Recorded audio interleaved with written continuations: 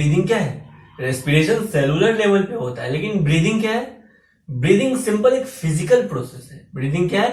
Physical process है जिसमें हम ऑक्सीजन रिच एयर इनहेल करते हैं और carbon dioxide rich air exhale करते हैं। इस प्रोसेस को कहते हैं ब्रीदिंग।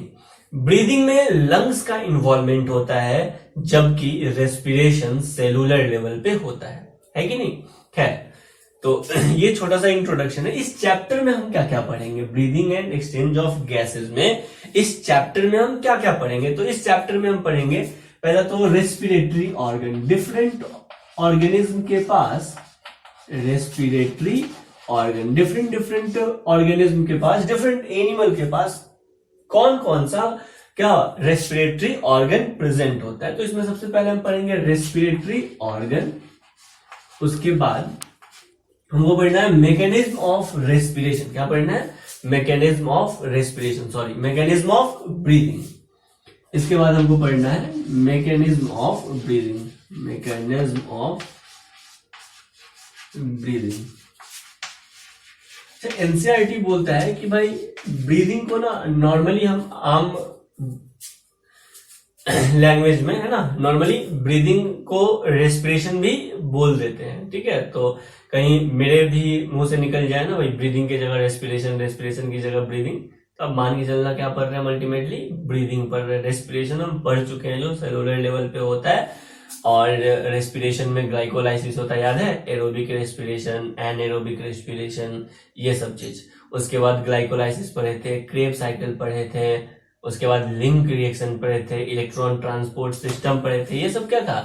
रेस्पिरेशन था, जिसमें हम लोग फूड का, ग्लूकोज का कंप्लीट ब्रेकडाउन किए थे और एनर्जी ऑब्टेन किए थे, है कि नहीं? तो उसको बोलते हैं एरोबिक रेस्पिरेशन। अगर फूड का इनकम्प्लीट ब्रेकडाउन होगा और एनर्जी ऑब्टेन करेंगे तब उसको बोलेंगे एनएरोबिक रेस्पिरेशन। लेकिन हम इस चैप्टर में पढ़ने वाले हैं breathing and exchange of gases. हमारे बीच और सराउंडिंग के बीच, इन्वायरमेंट के बीच कैसे गैसियस एक्सचेंज होता है, कैसे हम ऑक्सीजन रिच एयर लेते हैं और carbon dioxide rich air exhale करते हैं। समझ में आ गया? तो ये सब मैकेनिज्म पढ़ना है। तो पहला हमको पढ़ना है रेस्पिरेटरी ऑर्गन, और दूसरा हमको पढ़ना है mechanism of breathing.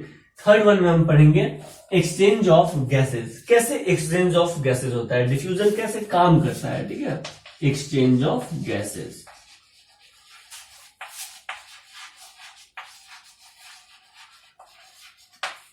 Exchange of gases. इसके बाद हम लोग पढ़ेंगे जब गैसेस एक्सचेंज हो जाएगा एल्वियोलाई और ब्लड के बीच, तो उसका ट्रांसपोर्ट कैसे होगा। इसके बाद हम लोग पढ़ेंगे ट्रांसपोर्ट ऑफ गैसेस। क्या पढ़ेंगे भाई? Transport of gases. ठीक है, जब गैसेस ट्रांसपोर्ट हो जाएगा तो रेगुलेशन होता है। क्या होता है? रेगुलेशन होता है। कैसे बॉडी ये फील करता है कि भाई अब हमको क्या करना है, इनहेल करना है, और कब हमको एक्सहेल करना है। ये कैसे ऑटो पायलट मोड पे चलता रहता है, ये सब हम पढ़ेंगे रेगुलेशन ऑफ रेस्पिरेशन में। किसमें पढ़ेंगे भाई? रेगुलेशन ऑफ रेस्पिरेशन में। बॉडी को कैसे पता चलता है कि भाई बॉडी में, हमारे ब्लड में कार्बन डाइऑक्साइड का कॉन्सेंट्रेशन ज्यादा हो गया है या ऑक्सीजन का कमी हो गया है।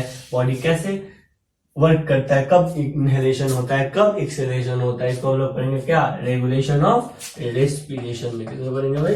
रेगुलेशन ऑफ रेस्पिरेशन में पढ़ेंगे। उसके बाद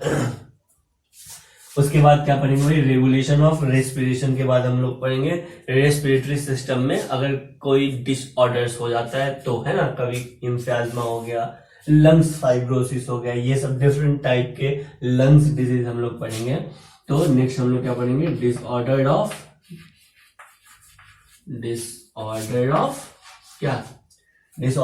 रेस्पिरेटरी सिस्टम। क्या पढ़ेंगे भाई? Disorder of respiratory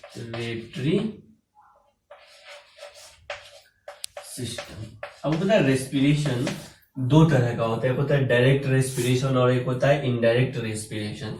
direct respiration कहने का मतलब ऑर्गेनिज्म के पास किसी भी तरह का स्पेशलाइज्ड ऑर्गन नहीं है, स्पेशलाइज्ड रेस्पिरेटरी ऑर्गन नहीं है, तब क्या बोलेंगे?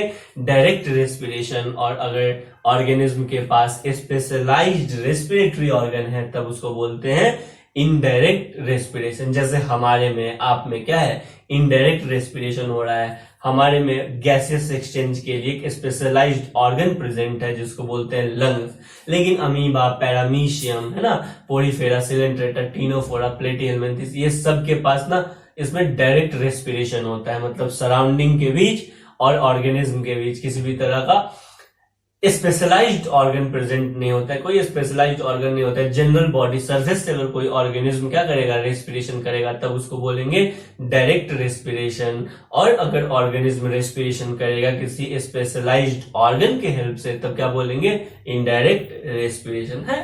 तो देखेंगे ये सब चीजें को भाई। एनसीईआरटी क्या रेस्पिरेटरी ऑर्गन जो है ना, ये सारे ऑर्गेनिज्म के बारे में थोड़ा थोड़ा बोल दिया है।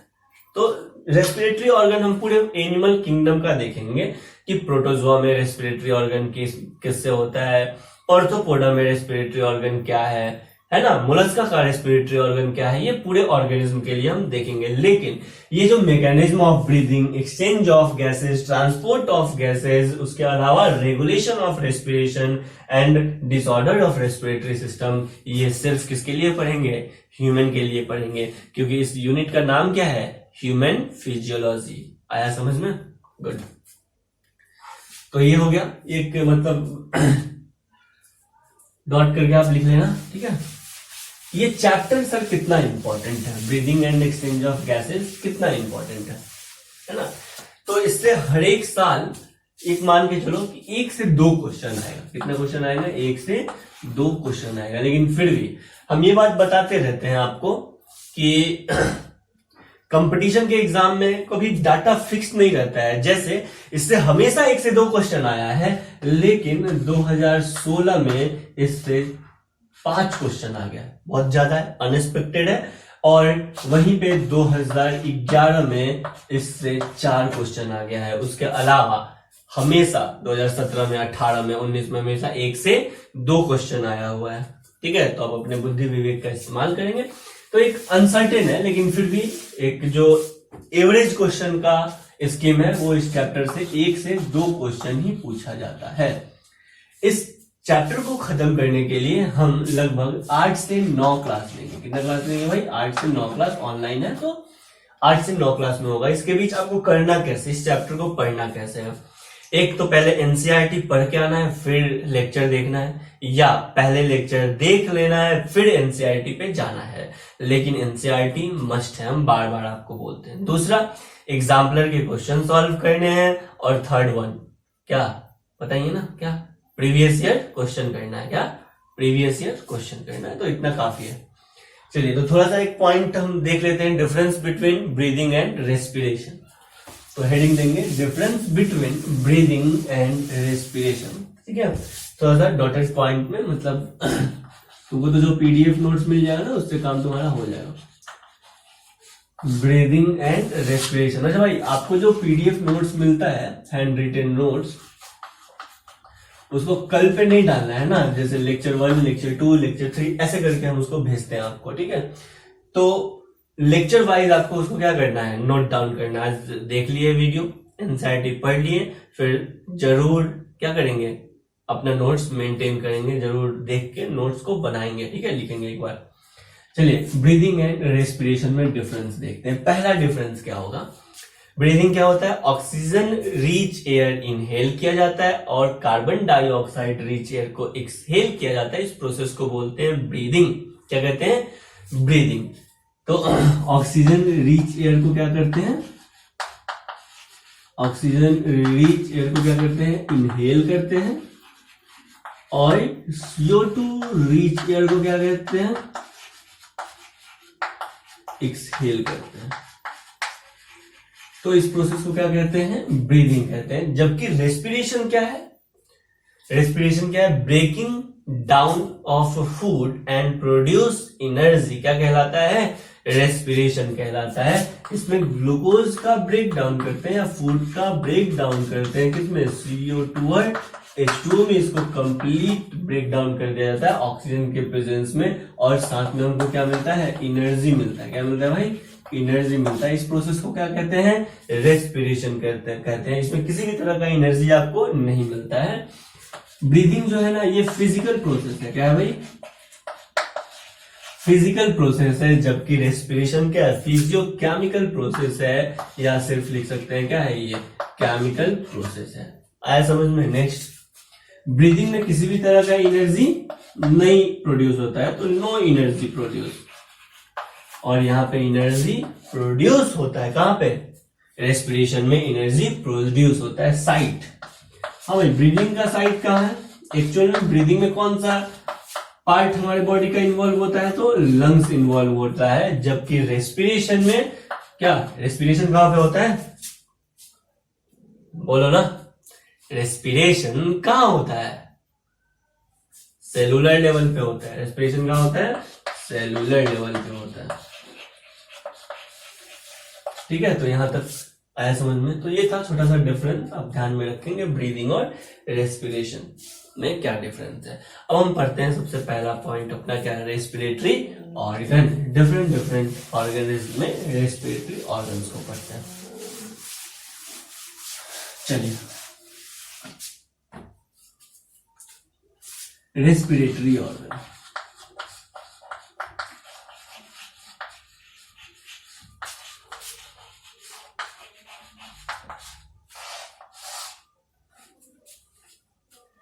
रेस्पिरेटरी ऑर्गन, चलिए, प्रोटोजोआ। प्रोटोजोआ किस में आता है? प्रोटोजोआ किस किंगडम में आएगा? यूनिसेलुलर एनिमल्स या यूनिसेलुलर हेटेरोट्रॉपिक ऑर्गेनिज्म, किस में आएंगे? बस यूनिसेलुलर है तो किस में आएगा? प्रोटिस्टा में आएगा। किस में आएगा? प्रोटिस्टा में आएगा। अगर आप बोल रहे हैं तब तो बढ़िया है, नहीं बोल रहे हैं तो भाई पढ़ाई कीजिए, है ना। प्रोटोजोआ किस किंगडम में आता है? प्रोटिस्टा में आता है, याद है? गुड। चलिए, तो प्रोटोजोआ में जो गैसियस एक्सचेंज होता है तो सिंगल सेल है। अमीबा, पैरामीशियम सब इसी में आते हैं। प्रोटिस्ट है या प्रोटोजोन्स। चलिए, तो प्रोटोजोआ में गैसियस एक्सचेंज किसके थ्रू होगा? प्लाज्मा मेम्ब्रेन के थ्रू होगा। किसके थ्रू होगा भाई? प्लाज्मा मेम्ब्रेन के थ्रू होगा। चलिए नेक्स्ट, प्रोटोजोआ के बाद पहला फाइलम एनिमल किंगडम का कौन सा है? पोरीफेरा। कौन सा भाई? पोरीफेरा। पोरीफेरा के बाद क्या है? Coelenterata. Protozoa, porifera, Coelenterata. Coelenterata के बाद क्या है? टीनोफोरा। याद है? हाँ, याद तो होगा ही। Protozoa, porifera, coelenterata, ctenophora. Ctenophora के बाद क्या है? Platyhelminthes, aschelminthes. याद है? Platyhelminthes, aschelminthes, annelida, arthropoda. याद है ये सब? गुड। आते हैं देखो भाई, पोरीफेरा, सिलेंट्रेटा, टीनोफोरा, इसमें जो गैसियस एक्सचेंज होता है ना, क्या गैसियस एक्सचेंज होता है, वो किसके थ्रू होता है? कोई स्पेशलाइज्ड ऑर्गन नहीं है, तो किसके थ्रू होगा? जनरल बॉडी सरफेस के थ्रू होगा। किसके थ्रू होगा भाई? जनरल बॉडी सरफेस के थ्रू। जनरल बॉडी सरफेस के थ्रू क्या होता है? गैसियस एक्सचेंज होता है। ठीक है, तो पोरीफेरा, सिलेंट्रेटा, टीनोफोरा में gaseous exchange general body surface के थ्रू होता है। चलिए, सिलेंट्रेटा के बाद क्या आएगा? प्लेटिहेलमिन्थिस।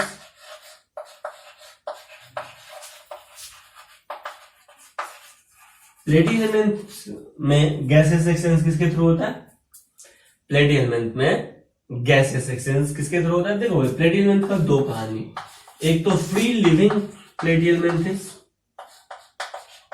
और दूसरा फ्री लिविंग प्लेटिहेलमिन्थिस और दूसरा पैरासिटिक प्लेटिहेलमिन्थिस। पैरासिटिक प्लेटिहेलमिन्थिस। फ्री लिविंग प्लेटिहेलमिन्थिस में जो गैसेस एक्सचेंज होता है ना, वो किसके थ्रू होता है? जनरल बॉडी सरफेस के थ्रू होता है। किसके थ्रू होता है भाई? जनरल बॉडी सरफेस के थ्रू होता है। लेकिन पैरासिटिक प्लेटिहेलमिन्थिस में गैसेस एक्सचेंज किसके थ्रू होगा? पैरासाइट है, यानी किसी ऑर्गेनिज्म के अंदर पहले से ही है। एरोबिक या एनारोबिक? एनारोबिक। क्या? एनारोबिक। तो इसमें गैसियस एक्सचेंज नहीं होता है, तो ये गैसियस एक्सचेंज यहाँ पे क्या हो जाएगा, एब्सेंट हो जाएगा। भाई पैरासिटिक ऑर्गेनिज्म क्या होते हैं, मैक्सिमम एंड एरोबिक होते हैं। क्या होते हैं, एंड एरोबिक होते हैं। तो प्लेटिहेल्मिन्थेस भी जो पैरासाइट होता है उसके पास किसी भी तरह का गैसियस एक्सचेंज नहीं होता है, तो गैसियस एक्सचेंज एब्सेंट रहेगा, यानी किसी भी तरह का स्पेशलाइज्ड ऑर्गन नहीं है। प्लेटिहेल्मिन्थेस के बाद क्या आ जाएगा, एस्केल्मेंथिस। क्या आ जाएगा भाई, एस्केल्मेंथिस। तो एस्केल्मेंथिस में भी वही कहानी,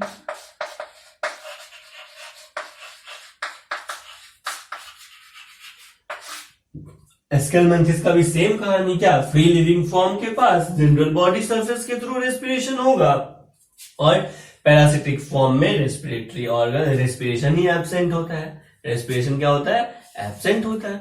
चलिए, एनालिडा बच गया। एक बार करते हैं जैसे करते थे, पोरीफेरा, सिलेंट्रेटा, टीनोफोरा, प्लेटिहेल्मिन्थेस, एस्केल्मेंथिस, क्या आ जाएगा, एनालिड्स।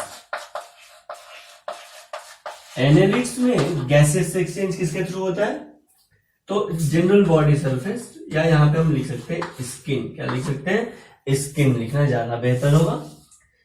हाँ, तो स्किन के थ्रू होगा गैसियस एक्सचेंज, तब उसको बोलेंगे क्यूटेनियस रेस्पिरेशन। क्या बोलेंगे भाई, क्यूटेनियस रेस्पिरेशन। कोई दिक्कत यहां तक।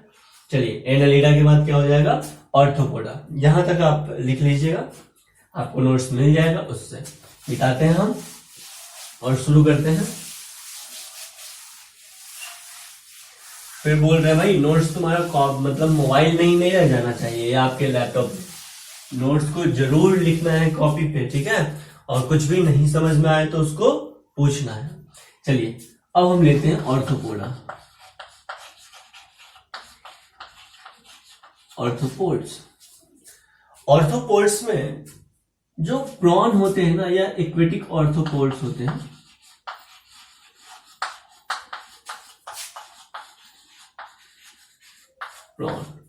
प्रॉन में गैसियस एक्सचेंज कैसे होता है, बोलो ना। अच्छा, आते हैं। प्रॉन में गैसियस एक्सचेंज किसके थ्रू होगा, एक्वेटिक ऑर्थोपोड्स में गैसियस एक्सचेंज किसके थ्रू होगा, आते हैं वहां पे भी। चलिए,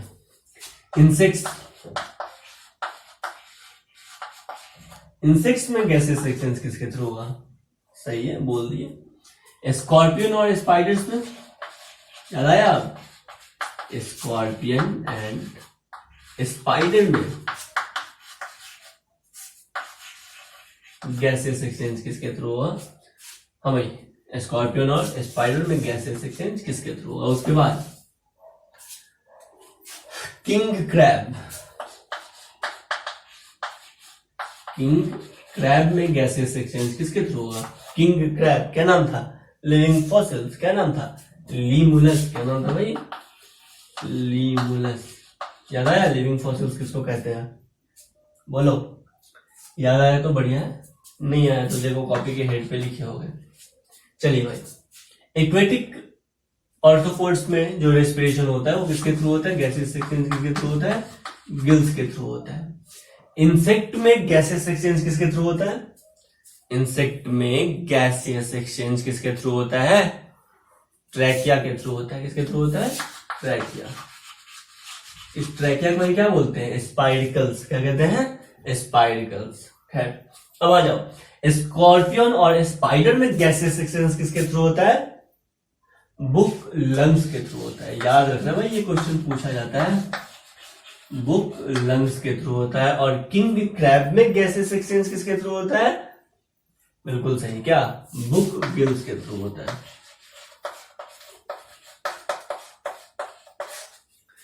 तो ये था ऑर्थोपोडा। ऑर्थोपोडा के बाद क्या आएगा,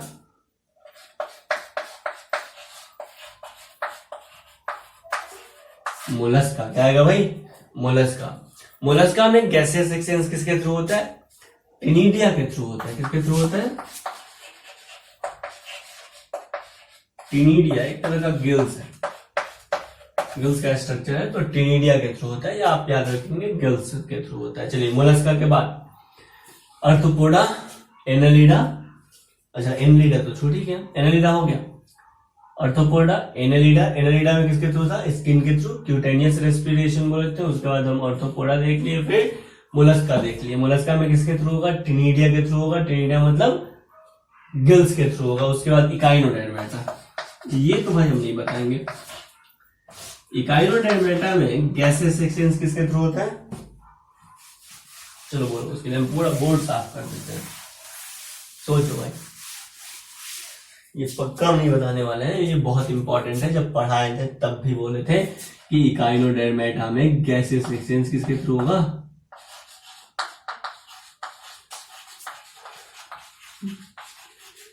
इकाइनोडर्मेटा में गैसेस एक्सचेंज किसके थ्रू होता है?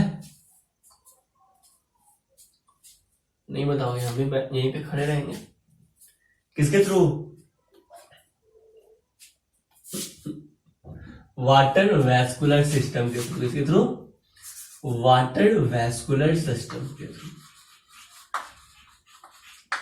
वाटर वैस्कुलर सिस्टम, ठीक है। इकाइनोडर्मेटा में गैसियस एक्सचेंज किसके थ्रू होता है? वाटर वैस्कुलर सिस्टम के थ्रू होता है। और इसका यूनिट था, क्या बोलते थे वाटर वैस्कुलर सिस्टम के यूनिट को? Tube feet. क्या कहते थे भाई? ट्यूब फीट, ठीक है। तो इकाइनोडर्मेटा में gaseous exchange water vascular system के थ्रू होता है। इकाइनोडर्मेटा के बाद क्या आ जाएगा? ये तो याद है, क्या? हेमिकोर्डेटा। क्या आ जाएगा भाई? हेमिकोर्डेटा। चलिए, हेमिकोर्डेटा। हेमिकोर्डेटा में गैसेस एक्सचेंज किसके थ्रू? ये भी बताया हुआ है एनिमल किंगडम में, क्या? Pharyngeal gills. भाई ये सब क्वेश्चन डायरेक्ट आएगा। फेरेंजियल गिल्स के थ्रू होता है। चलिए, हेमिकोर्डेटा के बाद क्या आ जाएगा? कोर्डेटा, बिल्कुल सही। इस कोर्डेटा में जो एक्वेटिक फॉर्म होगा, जो नॉन वर्टिब्रेट होगा और एक्वेटिक फॉर्म होगा, ठीक है। या कॉर्डेटा में यूरोकॉर्डेटा, सिफाइलोकॉर्डेटा और फिशेस, ठीक है। यूरोकॉर्डेटा, सिफाइलोकॉर्डेटा और फिश में या पाइसेस में जो रेस्पिरेशन होता है वो किसके थ्रू होता है? गिल्स के थ्रू होता है। किसके थ्रू होता है? गिल्स के थ्रू होता है। एम्फीबियंस में रेस्पिरेशन या गैसेस एक्सचेंज किसके थ्रू होता है? एम्फीबियन में गैसेस एक्सचेंज किसके थ्रू होता है? एक तो सर स्किन के थ्रू होता है, बिल्कुल सही। उसके अलावा लंग्स के थ्रू होता है, बिल्कुल सही। उसके अलावा बक्कोफेरेंजियल रेस्पिरेशन होता है। क्या होता है भाई? बक्कोफेरेंजियल रेस्पिरेशन होता है।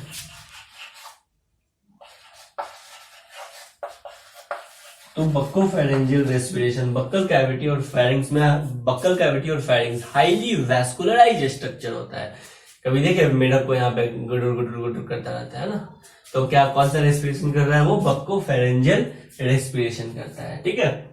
तो एम्फीबियंस में, फ्रॉग में स्किन के थ्रू रेस्पिरेशन होता है, लंग्स के थ्रू रेस्पिरेशन होता है और बक्कोफेरेंजियल रेस्पिरेशन होता है। उसके बाद एम्फीबियंस आ गया कॉर्डेटा में, तो एक तो हो गया तुम्हारा यूरोकॉर्डेटा, सिफेलोकॉर्डेटा, फिर सब में किसके थ्रू होता है? गिल्स के थ्रू होता है। एम्फीबियंस में स्किन के थ्रू होता है, लंग्स के थ्रू होता है और बक्कोफेरेंजियल रेस्पिरेशन भी होता है। एम्फीबियंस के बाद क्या आते हैं कॉर्डेटा में? रेप्टाइल्स, एप्स और मैमल्स। क्या था भाई? रेप्टाइल, एप्स और मैमल्स। रेप्टाइल में रेस्पिरेशन किसके थ्रू होता है?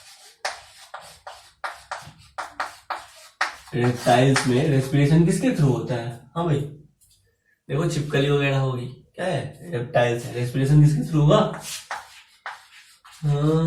किसके थ्रू? लंग्स के थ्रू होता है। किसके थ्रू होता है? लंग्स के थ्रू होता है। एप्स में, एप्स माने बर्ड में रेस्पिरेशन किसके थ्रू होगा? लंग्स के थ्रू होगा सर, बिल्कुल सही। अब बताइए इसके लंग्स में एयर सैक्स प्रेजेंट होता है। क्या प्रेजेंट होता है? एयर सैक्स प्रेजेंट होता है, ठीक है। चलिए, लंग्स के थ्रू होता है। लंग्स में एयर सैक प्रेजेंट होता है, हम ये बोल रहे हैं लंग्स और एयर सैक एक नहीं है। चलो, तो रेप्टाइल, एप्स और मैमल्स।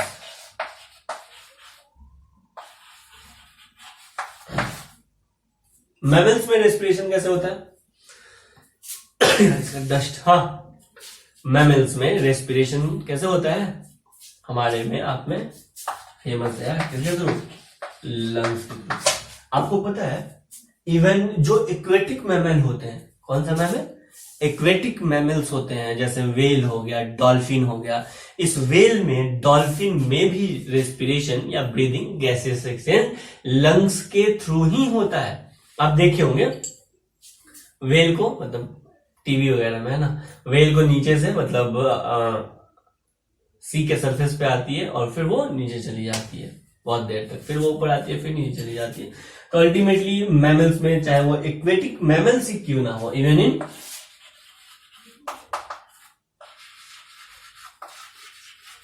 aquatic mammal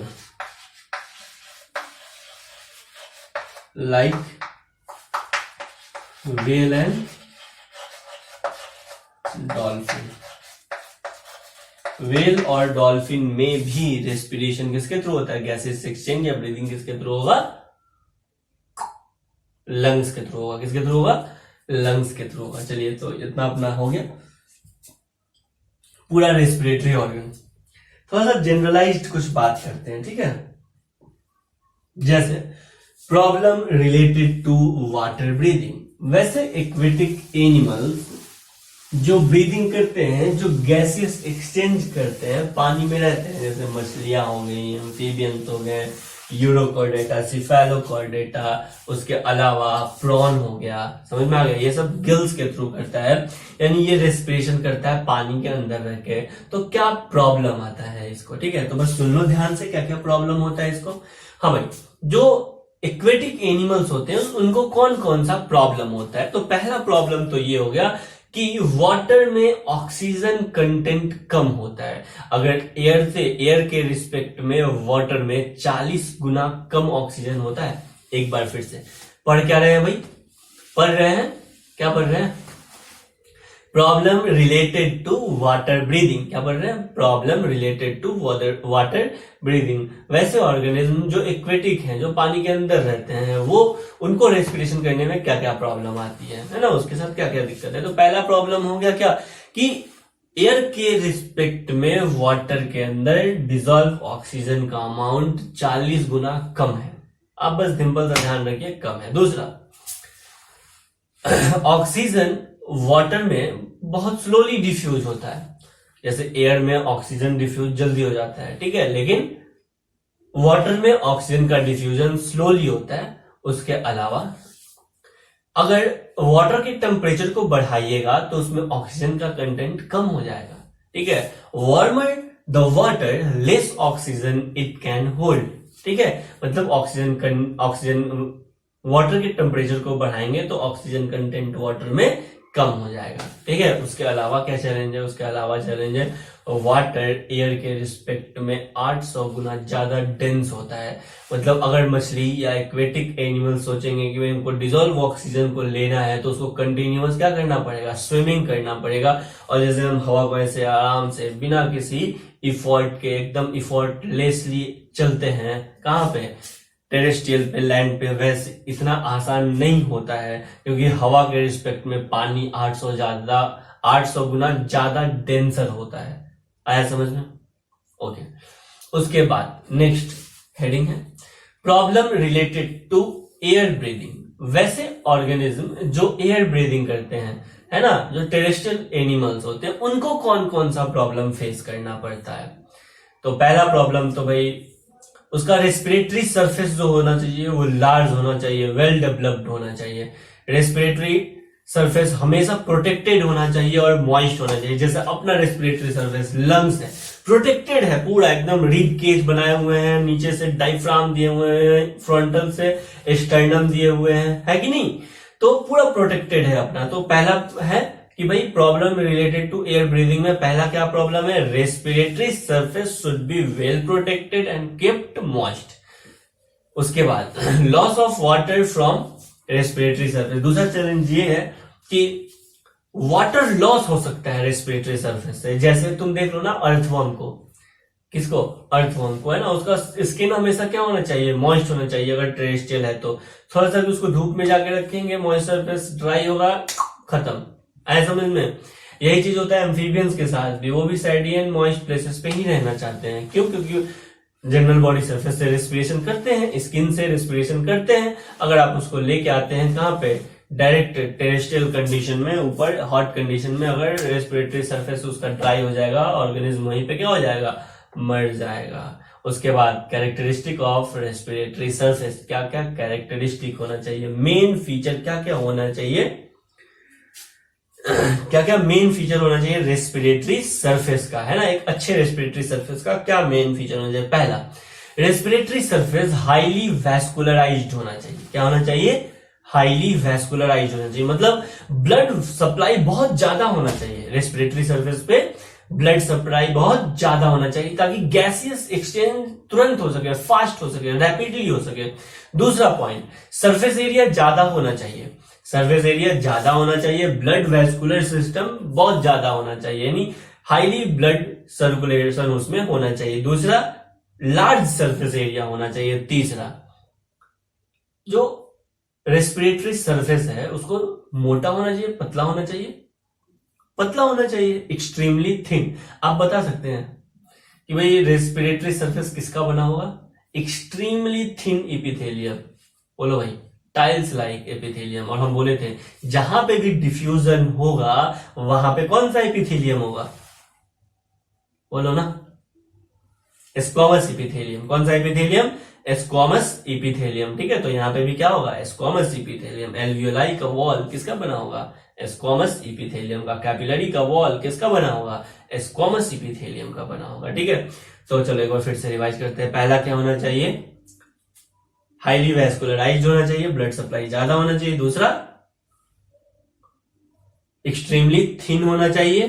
तीसरा, हाई सरफेस एरिया होना चाहिए। क्या होना चाहिए, हाई सरफेस एरिया होना चाहिए। चौथा, परमिएबल टू रेस्पिरेटरी गैसेज। भाई रेस्पिरेटरी गैसेज आसानी से क्या कर सके, उसमें जा सके, उसके लिए परमिएबल होना चाहिए। तीसरा, चौथा हो गया। पांचवा, रेस्पिरेटरी सरफेस इन्वायरमेंट के कांटेक्ट में होना चाहिए। क्या होना चाहिए, इन्वायरमेंट के कांटेक्ट में होना चाहिए, या पैसेज होना चाहिए ना जो, वो डायरेक्ट इन्वायरमेंट के कांटेक्ट में होना चाहिए। उसके अलावा क्या होता है भाई, उसके अलावा जो वार्म ब्लडेड एनिमल्स होते हैं उसका रेस्पिरेटरी सरफेस बड़ा होता है, कोल्ड ब्लडेड एनिमल्स का रेस्पिरेटरी सरफेस वार्म वाले के रिस्पेक्ट में थोड़ा सा छोटा होता है। ये सब कुछ एक्स्ट्रा पॉइंट है, आप नोट्स पढ़िएगा। आज के लिए इतना ही। हाँ भाई, तो आज क्या क्या पढ़े हम, आज पढ़े पहले तो ब्रीदिंग और रेस्पिरेशन में डिफरेंस। ठीक है, उसके बाद हम लोग पोलिफेरा, सिलेंट्रेटा, टीनोफोरा, प्लेटिहेल्मिन्थेस, एस्केल्मिन्थेस, इस सब में जो रेस्पिरेशन होता है वो जनरल बॉडी सरफेस के थ्रू होता है, लेकिन कुछ पैरासिटिक फॉर्म है प्लेटिहेल्मिन्थेस और एस्केल्मिन्थेस के।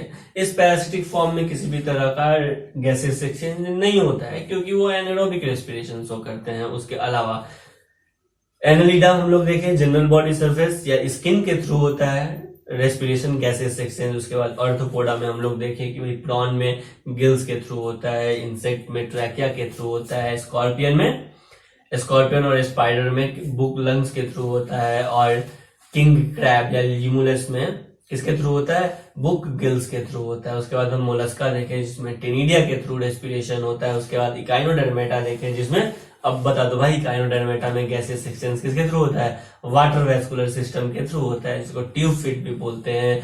हेमिकॉर्डेटा में गैसेस एक्सचेंज फेरेंजियल गिल्स के थ्रू होता है। कॉर्डेटा में मतलब जो एक्वेटिक कॉर्डेट्स हैं, जैसे कि क्या, यूरोकॉर्डेटा, सिफेलोकॉर्डेटा, है ना, ये सब में गैसेस एक्सचेंज, या फिशेस, है ना, इसमें गैसेस एक्सचेंज किसके थ्रू होता है, गिल्स के थ्रू होता है। उसके बाद एम्फीबियंस में गिल्स लंग्स के थ्रू होता है, स्किन के थ्रू होता है, और बक्कोफेरेंजियल कैविटी के थ्रू होता है। उसके बाद आ गए हम रेप्टाइल्स। क्या आ गए, रेप्टाइल्स में गैसेस एक्सचेंज लंग्स के थ्रू होता है। उसके बाद बर्ड्स में गैसेस एक्सचेंज लंग्स के थ्रू होता है। किसके थ्रू होता है, लंग्स के थ्रू होता है, लेकिन उसके पास एयर सैक्स भी प्रेजेंट होता है। आपको पता है बर्ड्स का जो बोन होता है वो भी न्यूमेटिक होता है। मतलब एयर फिल्ड बोन होता है उसके पास, ताकि बोन को क्या किया जा सके, लाइट वेट किया जा सके, बर्ड्स को फ्लाई करने में आसानी हो सके। उसके अलावा हम देखें कि भाई मैमल्स में लंग्स के थ्रू रेस्पिरेशन होता है, चाहे वो मैमल एक्वेटिक ही क्यों ना हो, है कि नहीं। उसके बाद हम पढ़े problem related to water breathing, क्या क्या प्रॉब्लम होता है आप पढ़िएगा। उसके बाद problem related to air breathing. उसके बाद कैरेक्टरिस्टिक ऑफ रेस्पिरेटरी सरफेस, एक अच्छे रेस्पिरेटरी सरफेस का क्या क्या कैरेक्टर होना चाहिए। तो आज के लिए इतना ही, पढ़िए, एनसीईआरटी जरूर पढ़ेंगे। चलिए, थैंक यू।